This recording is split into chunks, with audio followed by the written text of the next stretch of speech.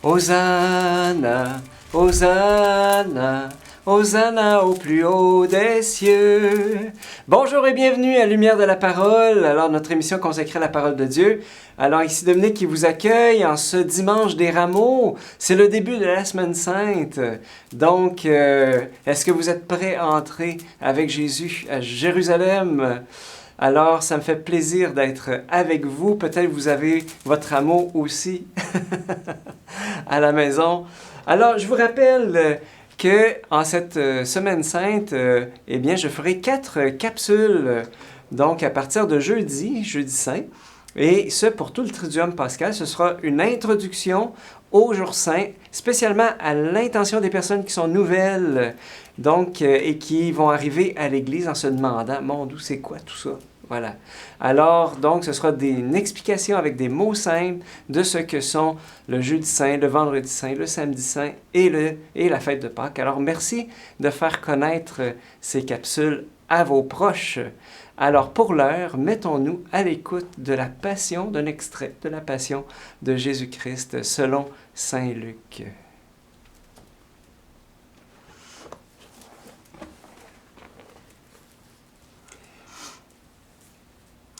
Lorsqu'ils furent arrivés au calvaire, Jésus dit, au lieu dit, le crâne, là ils crucifièrent Jésus, avec 2 malfaiteurs, l'un à la droite et l'autre à gauche.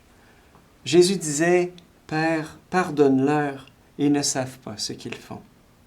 Puis ils partagèrent ses vêtements et les tirèrent au sort. Le peuple restait là à observer.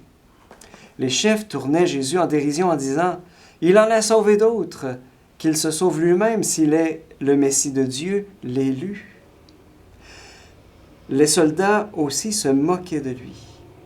S'approchant, ils lui présentaient de la boisson vinaigrée, en disant « Si tu es le roi des Juifs, sauve-toi toi-même. » Il y avait aussi une inscription au-dessus de lui « Celui-ci est le roi des Juifs. » L'un des malfaiteurs suspendus en croix l'injuriait. « N'es-tu pas le Christ?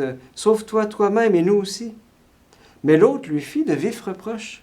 « Tu n'as donc pas crainte de Dieu? Tu ne crains donc pas Dieu? Tu es pourtant un condamné toi aussi. Et pour nous, c'est juste. Après ce que nous avons fait, nous avons ce que nous méritons. Mais lui n'a rien fait de mal. » Et il disait, « Jésus, souviens-toi de moi quand tu viendras dans ton royaume. » Jésus lui déclara, « Amen, je te le dis, à aujourd'hui, avec moi, tu seras dans le paradis. » Acclamons la parole de Dieu. Louange à toi, Seigneur Jésus. C'est le bon larron qui dit, « Seigneur, souviens-toi de moi quand tu viendras dans ton royaume. » Et Jésus lui dit, « Aujourd'hui même, tu seras avec moi dans le paradis. » Vous savez, on peut se demander quel est le lien entre la passion de Jésus et le paradis. Pour répondre à cette question, bien, je vais utiliser une petite image. On peut se poser la question, c'est quoi le ciel? Alors, imagine qu'on te bande les yeux et pour t'amener dans une belle grande salle de bal, et qu'au moment où est-ce qu'on t'enlève le bandeau, eh bien, tu aperçois les personnes que tu as aimées sur terre, même les personnes décédées. Et tous s'écrient avec joie « Surprise! » Alors, prends juste les premières secondes où tu réalises que tous les gens que tu as aimés sur terre sont là, puis que tu prends conscience qui sont là, qui t'aiment, qui sont là pour toi, puis qui disent « Surprise! » Alors, prends là cette première seconde et multiplie-la à l'infini. Eh bien, le ciel, ce sera comme ça. De wow, là. C'est indéfinissable. Maintenant, est-ce que tu veux savoir c'est quoi l'enfer? Eh bien, prends exactement la même image.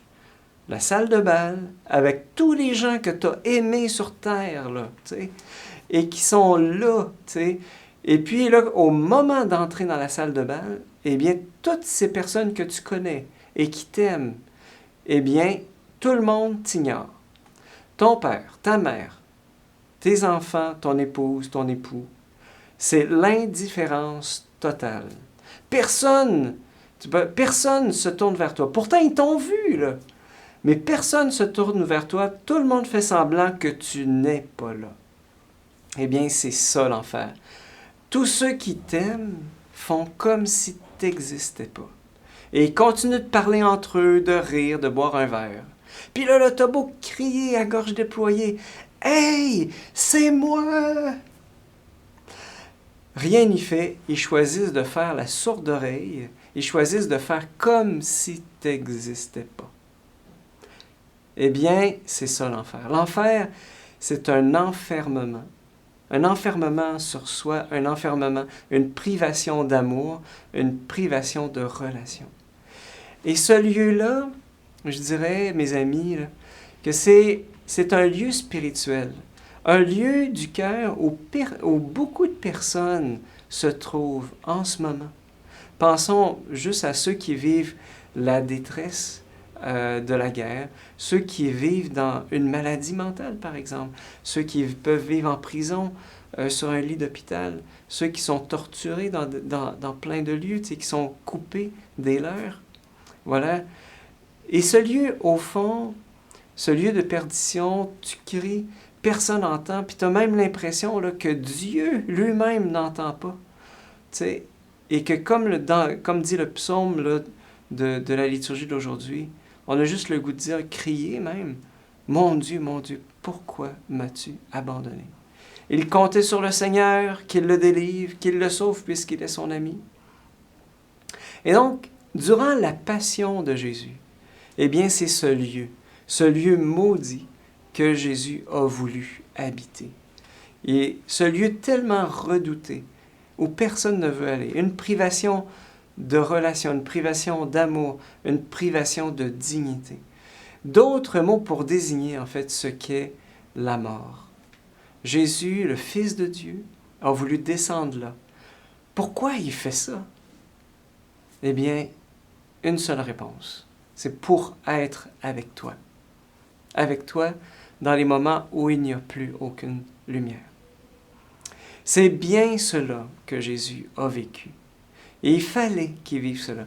Pour que Jésus soit proche de toi et de moi, il a dû assumer notre peur la plus viscérale, notre souffrance la plus profonde, notre blessure jamais guérie, l'abandon. Être abandonné par quelqu'un qui aurait dû prendre soin de toi. Pour un enfant comme pour un adulte, là, c'est la pire des blessures. Voilà, et pour que nous soyons adoptés par Dieu, eh bien, il a fallu que Jésus connaisse notre abandon. Il a fallu qu'il connaisse notre souffrance, qu'il connaisse notre tombeau. Durant sa passion, Jésus, il est l'abandonné de tous. D'abord de son peuple Israël, qu'il l'a livré pour qu'il soit jugé par les païens, par les Romains. Donc, non seulement par son peuple, mais par toutes les nations, mais aussi par les siens.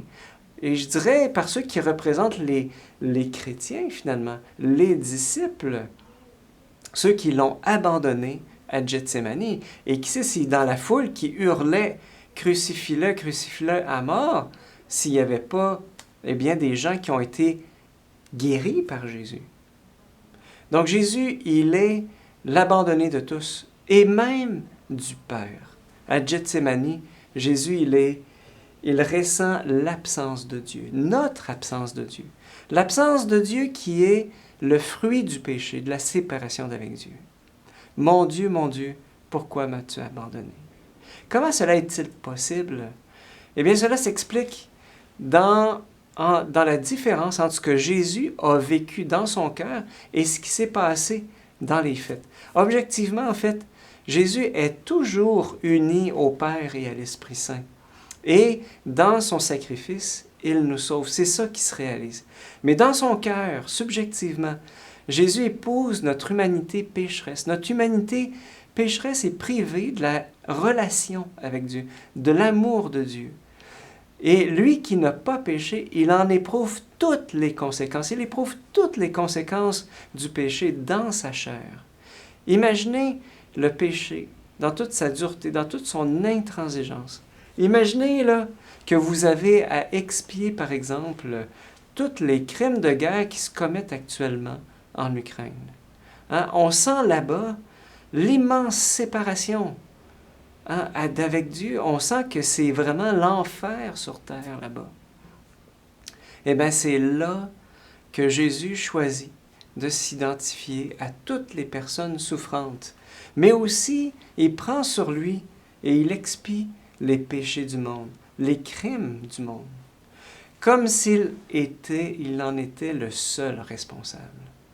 Et c'est ça que Jésus vit dans sa passion. Cette passion douloureuse, par sa passion douloureuse, Jésus plonge par amour dans les eaux glacées où nous étions en train de couler en tant qu'humanité pour nous sortir de là et nous sauver.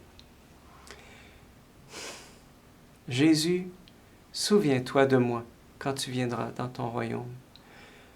Cette demande du bon larron, eh bien, de cet homme crucifié, eh bien, lui, vous savez, il n'est pas exécuté pour rien. Il a commis des crimes pour être crucifié. Hein? Il dit lui-même, pour nous c'est juste, mais pour lui, il n'a rien fait de mal. Mais cet homme porte son regard sur Jésus crucifié. Et dans son regard de foi, il voit déjà en lui, même crucifié, il voit déjà en lui son Seigneur, son roi. Et c'est pour ça qu'il lui dit, Seigneur, souviens-toi de moi quand tu viendras dans ton royaume. Et ce qui est assez particulier, c'est que Jésus, en fait, il fait la première canonisation en disant, aujourd'hui même, tu seras avec moi dans le paradis. Jésus, il fait la première canonisation déjà là, sur la croix. Alors, si je reprends ma question du début, c'est quoi le lien entre la passion de Jésus et le paradis? Eh bien, c'est que ce ne sont pas nos bonnes œuvres qui nous méritent le ciel, si bonnes soient-elles, mais l'œuvre de Jésus, c'est-à-dire sa passion. C'est sa passion qui nous mérite le ciel. C'est sa passion qui nous ouvre gratuitement la communion avec Dieu. Si je mets, comme le bon larron, ma foi en lui. Si je lui dis humblement, Seigneur, souviens-toi de moi quand tu viendras dans ton royaume. Et si j'avais à résumer le cœur de la foi chrétienne, eh bien, on pourrait dire ceci, le Christ m'a aimé et il s'est livré pour moi. En ce dimanche des Rameaux, eh bien, j'aimerais que l'Esprit Saint puisse écrire, imprimer dans notre cœur comme un ciseau sur la pierre, cette vérité indépassable. Le Christ a accepté de vivre toute sa passion, d'être plongé dans tous les enfers humains pour que toi et moi, nous puissions entendre cette parole qui est pour toi aujourd'hui. Aujourd'hui même, tu seras avec moi dans le paradis. Bonne semaine sainte.